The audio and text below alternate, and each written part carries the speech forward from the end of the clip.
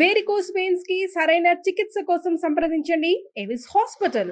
రోజా గారు ఎక్కడ భయం అనిపించట్లేదా ఈ అంటే ఇప్పుడు అధికారంలోకి వచ్చిన తర్వాత సో ప్రీవియస్ గా రకరకాలుగా గవర్నమెంట్స్ కానీ లేకపోతే చంద్రబాబు నాయుడు గారు కానీ దూషించిన వారి మీద కేసులు కూడా పెట్టడం స్టార్ట్ అయింది. దూషించడం కాదండి, అనిల్ని కూడా చూసాం మనం.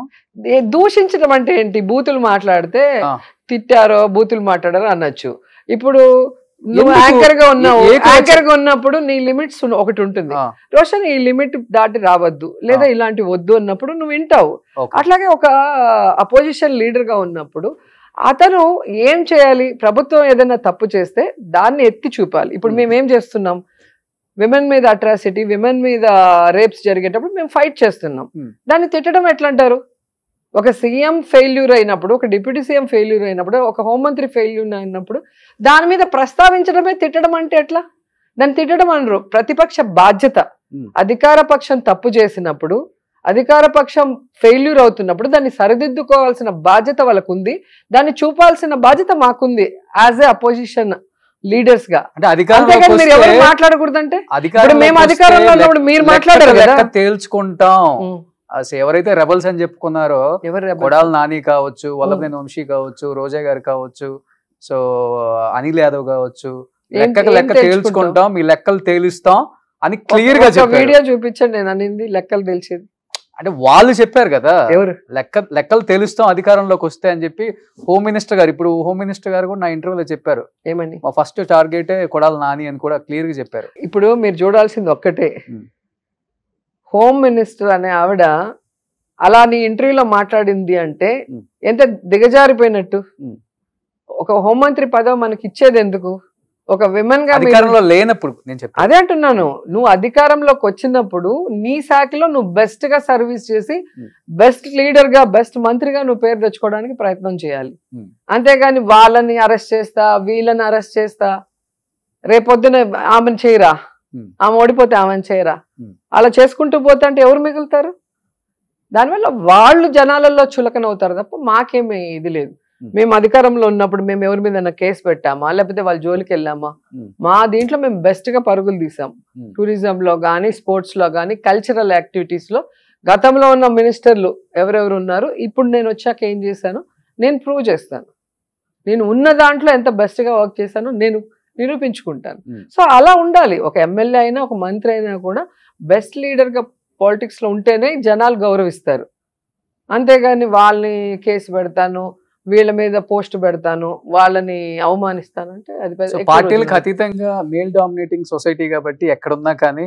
సో హోంమంత్రి అయ్యారు అనిత గారు, సో మీ కొలీగ్ విష్ చేశారా? ఆ అదృష్టం ఆమెకు వచ్చిందంటే కూడా అది జగనన్న క్రెడిట్ అని నేను చెప్తాను. ఎందుకంటే ఫస్ట్ జగన్ గారు ఎస్సీ మహిళని హోంమంత్రిని చేయాలి, వాళ్ళకు కూడా రాజ్యాధికారంలో ఈక్వల్ ప్లేస్ ఇవ్వాలి అని చెప్పి సుచరిత గారికి ఫస్ట్ ఇవ్వటం జరిగింది. ఆ తర్వాత 2.5 years తర్వాత మళ్ళీ వనిత గారికి ఇవ్వటం జరిగింది. సో ఆ కోవలో ఆమెకు అదృష్టం వచ్చింది. కానీ జగన్ అన్న సీఎం గారు కనుక ఒక ఎస్సీ లేడీకి హోమ్ మినిస్టర్ ఇవ్వకపోతే చంద్రబాబు నాయుడు ఆయన జీవితంలో ఇచ్చిన దాఖలాలే లేదు. ఆయన 14 ఏళ్ళు అధికారంలో ఉన్నాడు, ఇప్పుడేం కొత్త కాదు. ఇది ఎన్నోసారి వచ్చాడు. ఫ్యూచర్ లో ఎప్పుడైనా మీరు హోమ్ మినిస్టర్ అయితే, ఒకవేళ ఆమె ఇంటర్వ్యూ నేనే చేస్తే, నా వల్ల ఆమెకు వచ్చింది, నేను ఒక ఫైర్ బ్రాండ్ కాబట్టి ఇది ఉద్దేశించి జగన్ గారు ఇప్పుడు ఫైర్ బ్రాండ్ అయిన రోజా ఇవ్వాల్సి వచ్చింది అని ఆమె కూడా చెప్తే, ఆమె గురించి నువ్వు గొప్పలు చెప్పుకోవాలి. రాష్ట్రంలోకి వెళ్ళి జనాల మధ్యలో మైక్ పెడితే తెలుస్తుంది నీకు ఎవరు ఫైర్ బ్రాండ్, ఎవరు రియల్ పొలిటికల్ వర్కర్, ఎవరు జనాల కోసం పనిచేస్తారు అనేది జనాలు అడిగితే చెప్తారు. ఎక్కడ తగ్గపోరు అసలు. తగ్గగాని కాదు, ఆమెను ఎలా తీసుకొచ్చారంటే నేను చెప్పేది రోషన్ 15-20 ఏళ్ళు ఇండస్ట్రీలో ఆర్టిస్ట్ గా సక్సెస్ అయ్యి మంచి పేరు తెచ్చుకొని ఆ క్రేజ్ తో పాలిటిక్స్ కి వచ్చి 2 సార్లు ఓడిపోయినా కూడా పార్టీ వల్ల ప్రజల్లో నాకంటూ ఒక బలమైన ఇది తెచ్చుకొని 2 సార్లు నేను గెలవడం జరిగింది. ఎవరినో నాకు ఈక్వల్ చేయాలని చెప్పేసి కొంతమంది పచ్చ ఛానళ్ళు, మీకు తెలుసు కదా, హైదరాబాద్ లో నేను ఫస్ట్ ఎమ్మెల్యే అయినప్పుడు ఎలా 2 ఫోటోలు వేసి ఎలా చేశారు. నేనెవరో ఇక్కడ కాదు, ప్రపంచ దేశంలో ఉన్న తెలుగు వాళ్ళందరికీ, తమిళ వాళ్ళందరికీ, కన్నడ వాళ్ళందరికీ తెలుసు. ఇప్పుడు రోషన్ లేకపోతే ఇంకొకరు ఇచ్చే సర్టిఫికేట్ నాకు అవసరం లేదు. నా కష్టం మీద నేను వచ్చాను. నా వల్ల వాళ్ళు అయ్యారే తప్ప, క్రేజ్ వచ్చిందే తప్ప వాళ్ళ వల్ల నాకు అవసరమే లేదు. అది మీరు తెలుసుకోవాలి. ఎప్పుడన్నా ఫోన్ లో మాట్లాడుకోవటం, అసెంబ్లీలో ఎదురు పట్టడం, హాయ్ చెప్పుకోవటం ఏమైనా జరిగిందా? విలువలు ఉన్న వాళ్ళతో మాట్లాడతాం అంతే.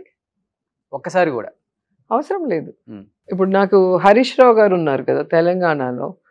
నేను తెలుగుదేశంలో ఉన్నప్పుడు హరీష్ గారికి నేను ఫ్యాను, ఆయన స్పీచెస్ కి. సో మేమందరం టీవీ ఛానల్స్ లో డిబేట్స్కి వచ్చేవాళ్ళం. అంటే వచ్చినప్పుడు వాళ్ళ ప్రెజెంటేషన్ కానీ, వాళ్ళకి సబ్జెక్ట్ మీద నాలెడ్జ్ కానీ, ఆ ధైర్యం కానీ అవన్నీ చూసినప్పుడు అబ్బా మనం కూడా నెక్స్ట్ ఇలా అవ్వాలి ఎమ్మెల్యే అయితే అని. అంటే ఒకరిని చూసినప్పుడు మన పార్టీ కాదు, మనతో ఉన్న అంటే కలిసి పోటీ చేసే పార్టీ కూడా కాదు కదా, వేరే పార్టీ అయినా కూడా నిజంగా మంచి లీడర్ అయితే మనం అప్రిషియేట్ చేస్తాం. అట్లా చాలా మందిని అప్రిషియేట్ చేస్తాము, వాళ్ళని ఫాలో చేస్తాము, వాళ్ళని ఇన్స్పిరేషన్ గా తీసుకుంటాం. సో దాంట్లో మా పార్టీ అనే కాదు, ఏ పార్టీ అయినా కూడా మంచితనం, క్వాలిటీ అండ్ టాలెంట్ ఉంటే మాత్రం నేను ఎప్పుడు ఇన్స్పిరేషన్ గా తీసుకుంటాను, దాన్ని ఫాలో అప్ చేస్తాను. మంచితనం మీద కేసీఆర్ గారు ఎవరింటికి రారు, మీ ఇంటికి వచ్చారు. నాకే షాక్ వేసింది అసలు. నాకు ఫోన్ వచ్చింది, ఇలాగా కేసీఆర్ గారు మీ ఇంటికి వస్తున్నారు, లంచ్ ప్రిపేర్ చేయండి అంటే నాకు గుండె జారిపోయింది. అమ్మో నేను ఇలా అన్నాను కదా ఆయన్ని, అది మనసులో పెట్టుకొని వస్తే మనం ఎలా రిసీవ్ చేసుకోవాలి, ఎట్లా నాకు అసలు ఆయన ఎదురు పడేంత వరకు నాకు ఏం అర్థం కాలేదు కొంతసేపు. ఓకే, మా ఇంటికి ఎందుకన్నా ఏమో సార్ చెప్పారు, రోజమ్మ ఇంటికి వెళ్దాం అన్నారు. ఓకే సరే ఇంకా అసలు పరుగులు అసలు నాకు కాళ్ళు చేతులు ఆడలే. రాగానే అసలు ఏమి జరిగినట్టు అవన్నీ కూడా, అంటే ఇక్కడ నేను గొప్ప లీడర్ల గురించి చెప్తాను. రాజశేఖర రెడ్డి గారు కానీ, మన కేసీఆర్ గారు కానీ నన్ను ఒక పొలిటికల్ లీడర్గా చూశారు. ఒక పార్టీ కోసం పోరాట పటిమ ఉన్న యోధురాలుగా చూశారు తప్ప ఈమె నన్ను అనిందే అని ఎప్పుడు చూడలేదు. ఇద్దరిలో క్వాలిటీ నేను చెప్తాను. నేను రాజశేఖర రెడ్డి గారిని కలిసినప్పుడు కూడా ఎంత హ్యాపీగా నన్ను రిసీవ్ చేసుకొని, నీలాంటి పవర్ఫుల్ మాట్లాడే అమ్మాయి మాకు లేరే అన్నారు. ఆయన రెండోసారి సీఎం అయ్యాక. రెండోసారి సీఎం అయిన వాళ్ళకి మనతో ఏం పని, నన్ను పొగడాల్సిన పని ఏముంది, అంత పెద్ద స్థాయిలో ఉండి చెప్పారు అంటే మనకి ఎంత సంతోషం ఉంటుంది చెప్పు.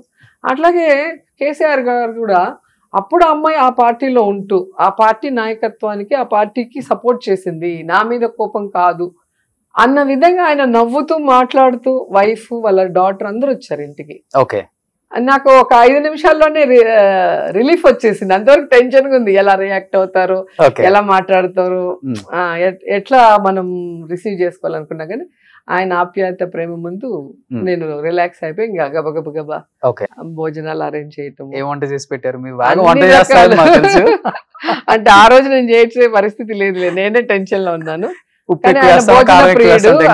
మంచిగా ఆయనకు నచ్చినవన్నీ చేసి పెట్టాం. చాలా ఓపిక్గా మెల్లిగా ఒక్కొక్కటి టేస్ట్ చేసి భోజనం చేసి, మా లీడర్స్ అందరూ వచ్చారు, మా జిల్లా నాయకులు అందరూ కూడా, సీనియర్ మోస్ట్ లీడర్ల నుంచి అందరితో మాట్లాడి ఫొటోస్ తీసుకున్నారు. బయటకు వచ్చి నా బిడ్డ, నా కూతురు ఇంటికి వచ్చాను, నాకు భోజనం పెట్టింది, బాగుండాలని చెప్పి ఆశీర్వదించి వెళ్ళారు. సో నేను ఆయన దగ్గర ఏమి ఎక్స్పెక్ట్ చేయలేదు, ఆయన నా దగ్గర నేను ఇచ్చేంత స్థాయిలో లేను, ఆయనకి ఏమైనా ఇచ్చే స్థాయిలో. కానీ నన్ను గుర్తుపెట్టుకొని నా ఇంటికి వచ్చి నన్ను ఆశీర్వదించినందుకు ఎప్పుడు ఆయన మీద నాకు గౌరవం ఉంటుంది. ఈ ఇంటికి వచ్చి మీ చేపల పులుసు గురించి అసెంబ్లీలో రేవంత్ రెడ్డి గారు రేవంత్ పిలిచి భోజనం పెట్టలేదని కుళ్ళేమో. ఎందుకంటే రేవంత్ ఇప్పుడు సీఎం కాబట్టి రేవంత్ రెడ్డి గారు అని చెప్పాలి. తెలుగుదేశంలో ఉన్నప్పుడు మేమంతా ఫ్రెండ్స్. నేను, పయ్యావుల కేశవ్ గారు, రేవంత్, అచ్చెన్నాయుడు గారు, వేం నరేంద్ర గారు, మేమందరం ఒక టీం లాగా ఉండేవాళ్ళం. సో ప్రెస్ మీట్స్ అన్నా లేదంటే వేరే టీవీలకి డిబేట్స్కి వెళ్ళినా కూడా ఎక్కువ టైం లైబ్రరీలో కూర్చొని ముందువన్నీ చూస్తుంటాం, ఎవరు ఏంటి ఎలా ఏం మాట్లాడితే బాగుంటుందని. అందరం కూడా స్పోక్స్ పర్సన్సే కదా, నేను చెప్పిన పేర్లన్నీ కూడా ఆల్మోస్ట్ అందరం కూడా పార్టీకి స్ట్రాంగ్ పిల్లర్స్ గా ఉన్నాం అప్పుడు, అంత యంగ్స్టర్స్ లాగా ఆ టైంలో మేము. సో ఇప్పుడు ఒక్కొక్కరు ఒక్కొక్క పార్టీలో ఉన్నాము, అందరం కూడా సక్సెస్ఫుల్ గా ఒక్కొక్కరు ఒక్కొక్క స్థాయికి వెళ్ళాము. సో ఉంటారు ఎప్పుడన్నా మీరంతా అసలుకి ఎంత కలవలేదు, సీఎం ముందు వరకు కలిసారా, బర్త్డేకి వస్తారు లేదా ఇంటికి వస్తారు, కలవటం అట్లా ఉంటుంది.